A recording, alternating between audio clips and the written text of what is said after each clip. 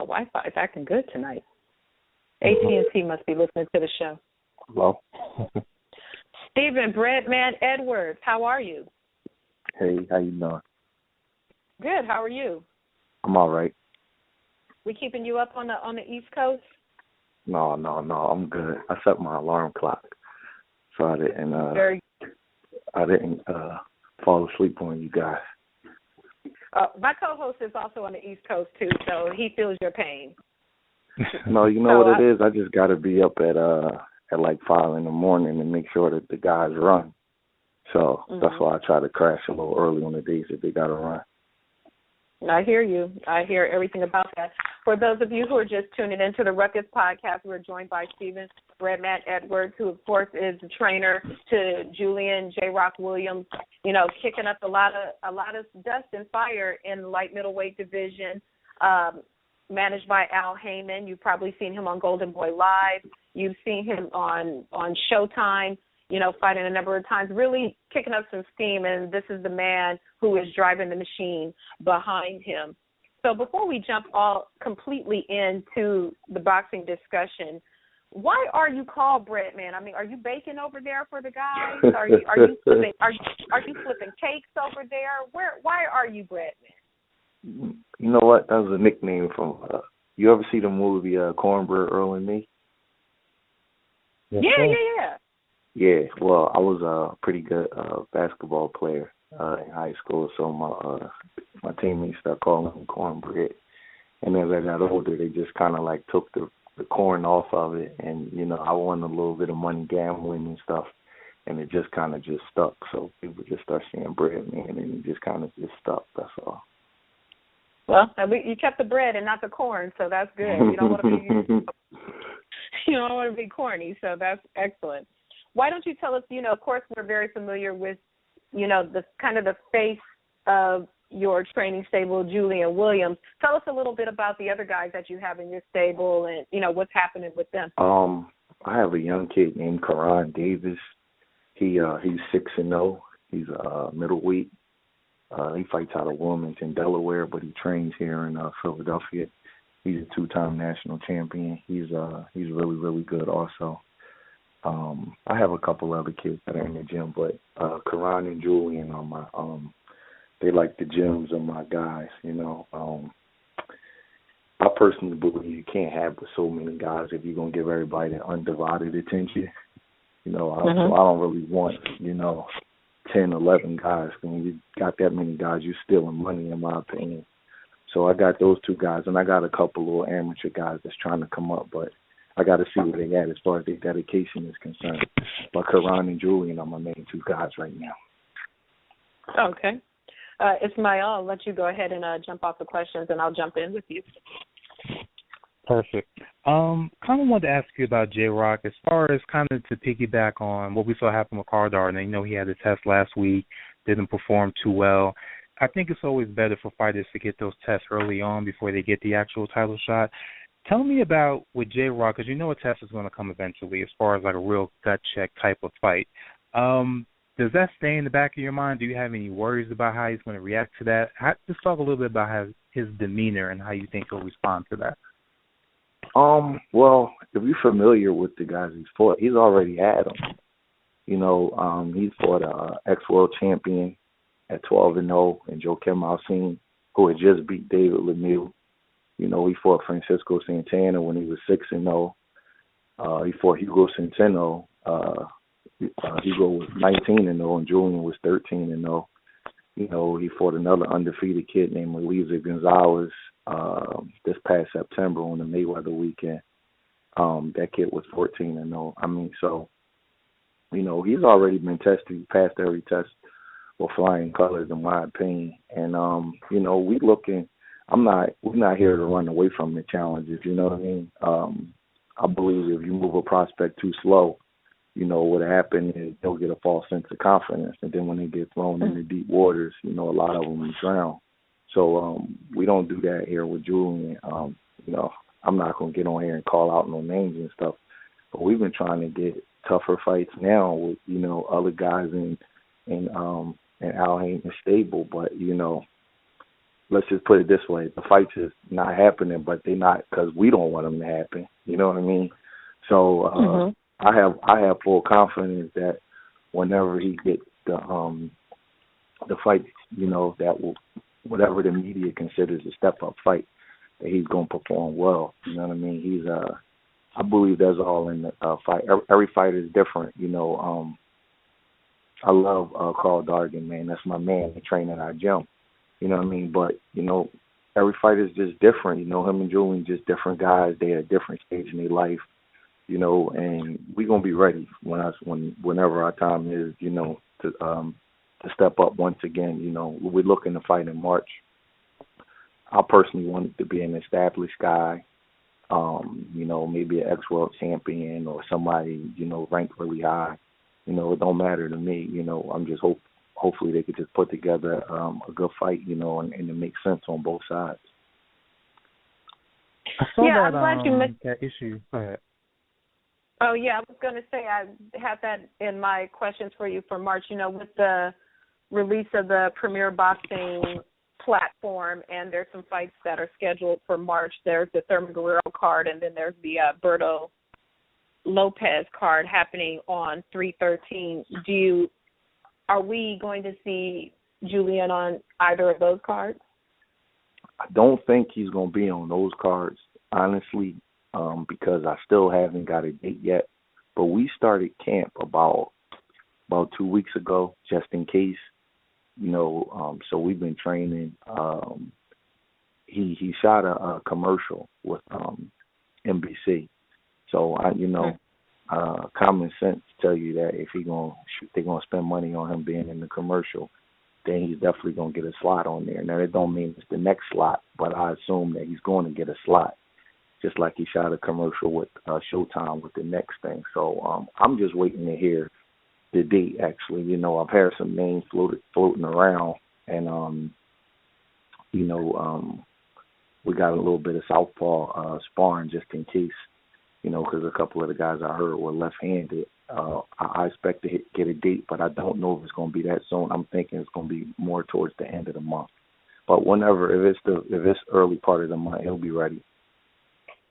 Mm-hmm. All right, go ahead. You mentioned Hugo Santana early on. Does that fight still irk him? Is that still somebody that he wants to kind of settle the score with? I know that's somebody that probably isn't likely based on his promotional situation, but does he still even talk about that fight based on how it went down? You know what? You know what's funny? Like, Julian is like, he feels like this about the fight, and I feel like this about the fight. We don't have anything else to prove because we came to fight. Julian didn't quit. Julian didn't start blinking and say the wrong number of fingers. You know, when the doctor asked him, you know, how many fingers up, you know, that's how the fight got stopped. You know, people may not realize that with all the commotion, but basically the kid said the wrong number of fingers.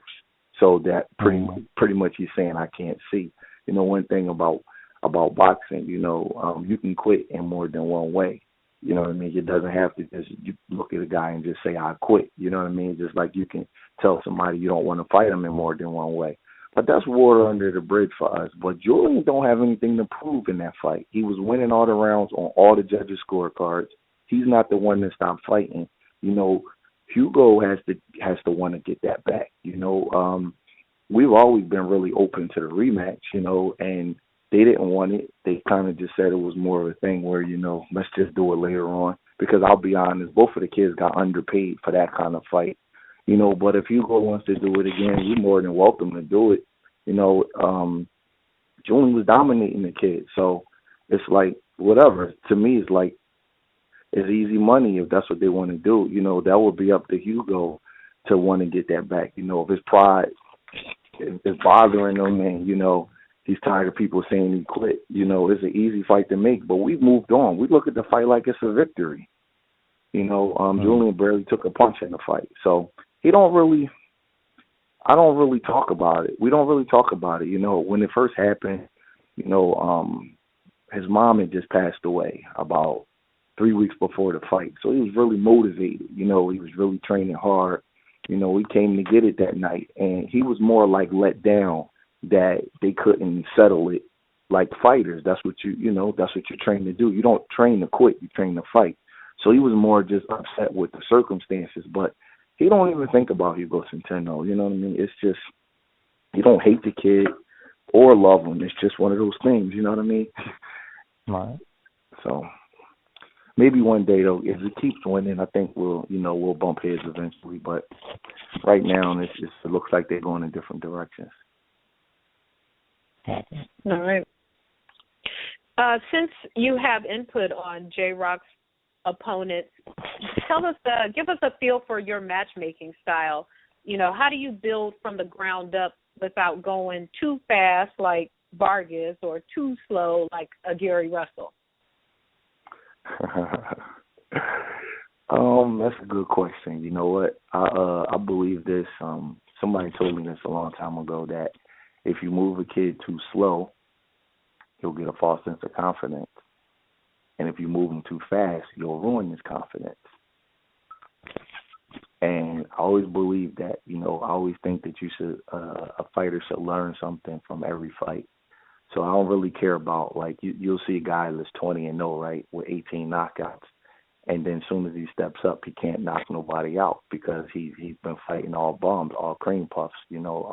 Look at the guy Tyrone Brunson, for example. I think he started out 21-0 with 21 knockouts. But it was his record wasn't as good as, his ability wasn't where his record was. So I look for different kind of guys to push Julian, guys that haven't been stopped, guys that don't lay down, guys that fight back. I believe that once you become a champion, there's no more picking and choosing. You have to be adaptable to all styles. You have to be available to all contenders. So I want him to see everything once he becomes champion. Like right now, I want a left-handed fighter, to be honest with you, because there's some good left-handed fighters in the division. You got Lara. I know we're going to have to see him one day. You got Andrade. You have Austin Trout. You got Chris Pearson coming up right behind Julian. He could fight.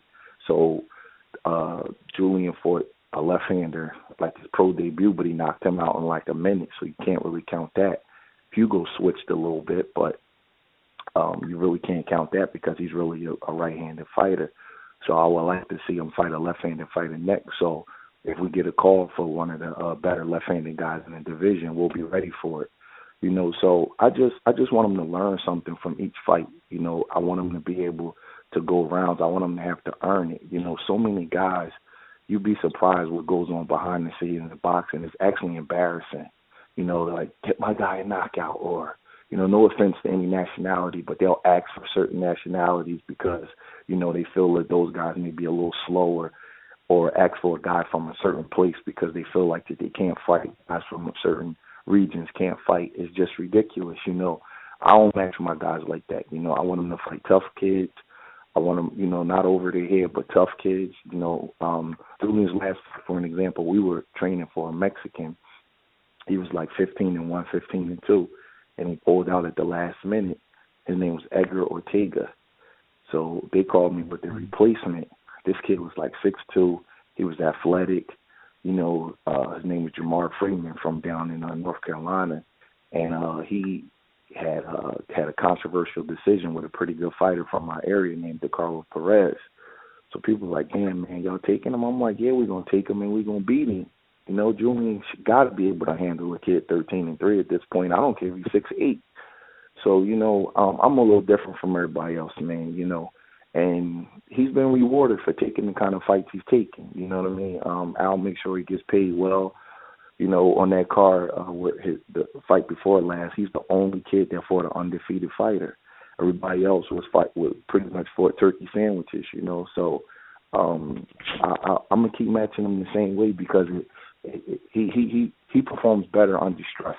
You know what I mean? He performs better when he knows that the guy's not coming to lay down.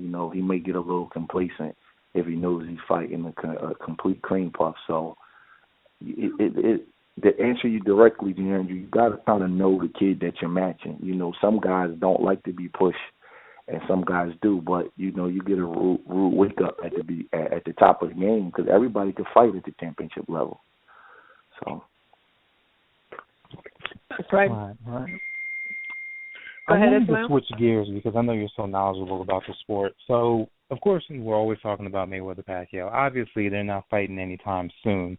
So, what me and Giandra were talking about a little while ago, we thought maybe why don't we just take them and do a little mythical matchmaking. Let's say throw them in 1979. Let's say they have to fight Sugar Ray Leonard, Tommy Hearns, Roberto Duran, Benitez, and Carlos Palomino. Just in your opinion, how do you think they would do against those type of welterweight fighters? First off, I think that Floyd and Manny both are great fighters. You know, some people don't like one of them, so they think the other one sucks. I think they're both great fighters. You know, I like them both. Neither one of them could beat Tommy Hearns. He's just too big. You know what I mean? Tommy Hearns is 6'1", and he was able to move all the way up to cruiserweight. So it's not fair. I'm not gonna say it's not fair because if you're in the guy's weight division, you got to be able to fight him. But the physicality is too much for them to be able to beat him. In my opinion, I think he will hurt both guys. I don't think that either one could beat Duran. Duran is top 5 fighters I've ever seen in my life in his prime. Ray Leonard is my favorite fighter.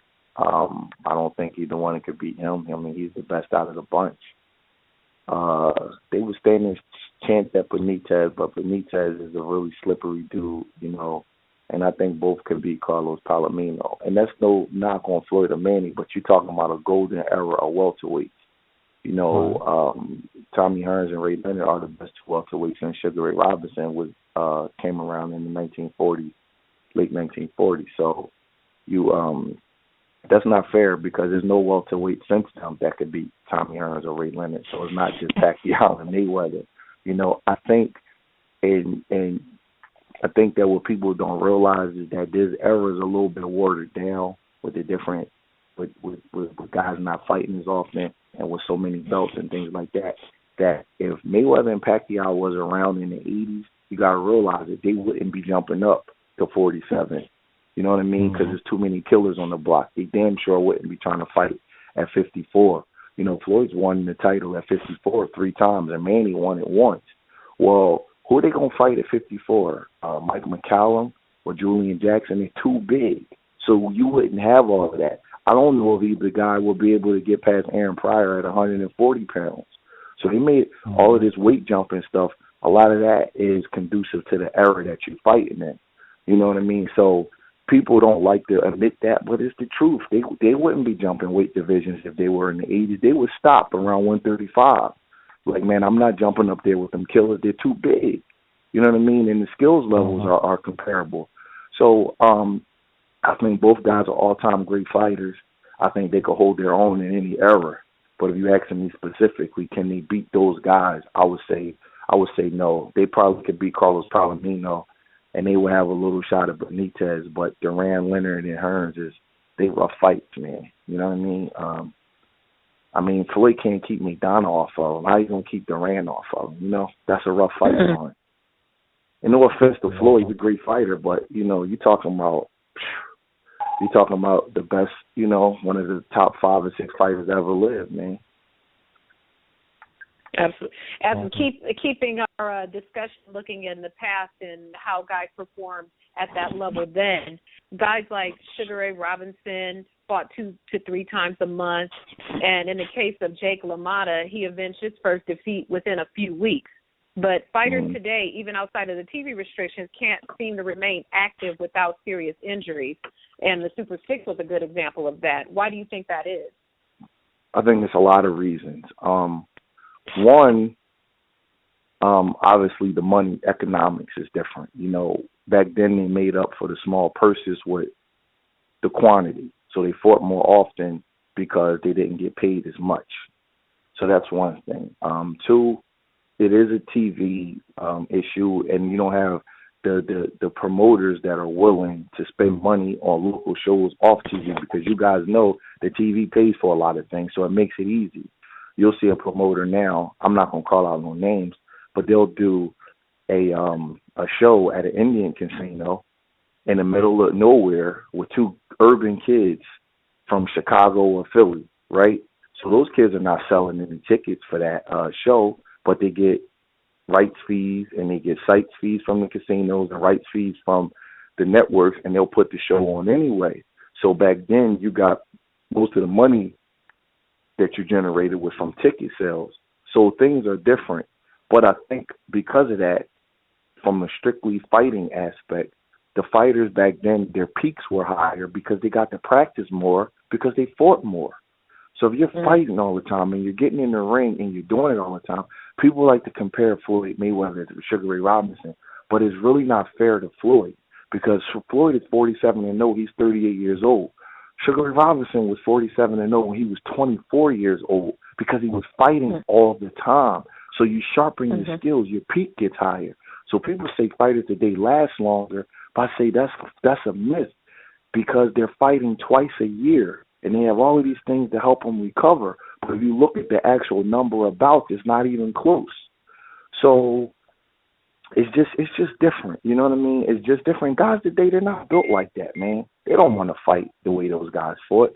And you know what? I can't blame them 100% because if you take a loss, you have a bad performance, people throw you in the scrap pile. The promoters put you in the back of the line. The networks shit all over you. You know what I mean?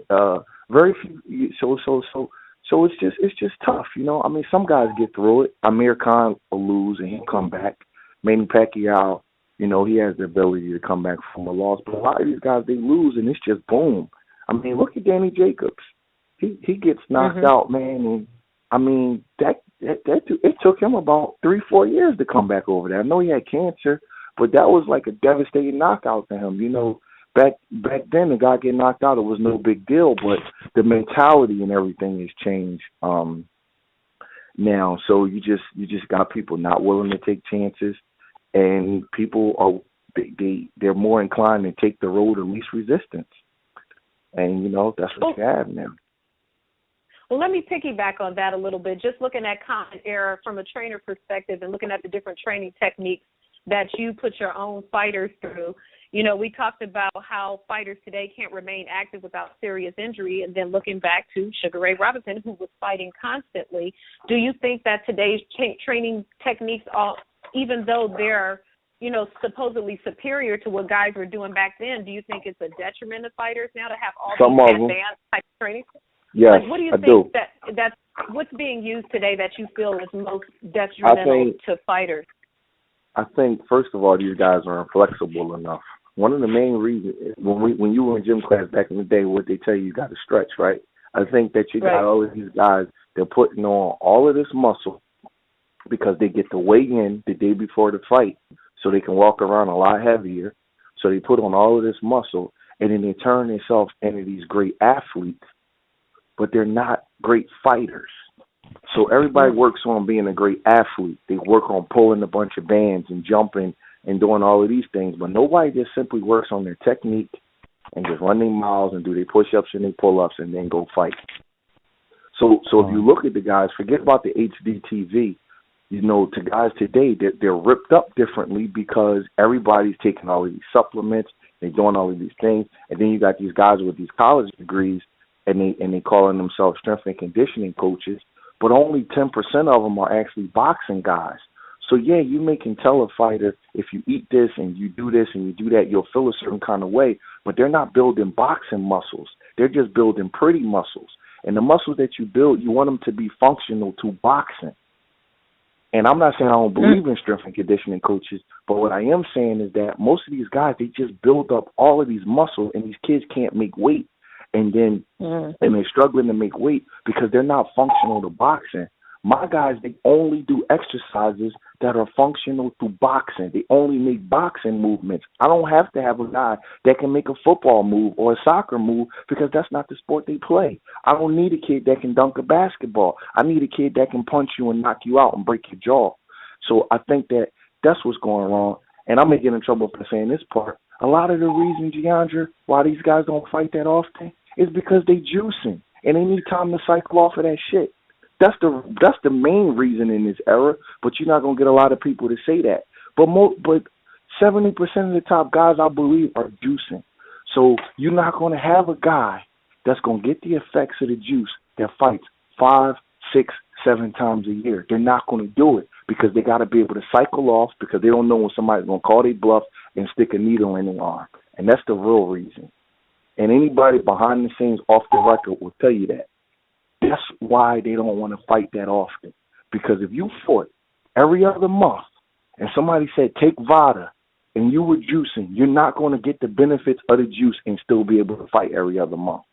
Think about that for a second. You want to be able to cycle off of that stuff so you can pass the test. Mm-hmm. Absolutely. Absolutely. Ismail, do you have a follow-up question on that same line of question?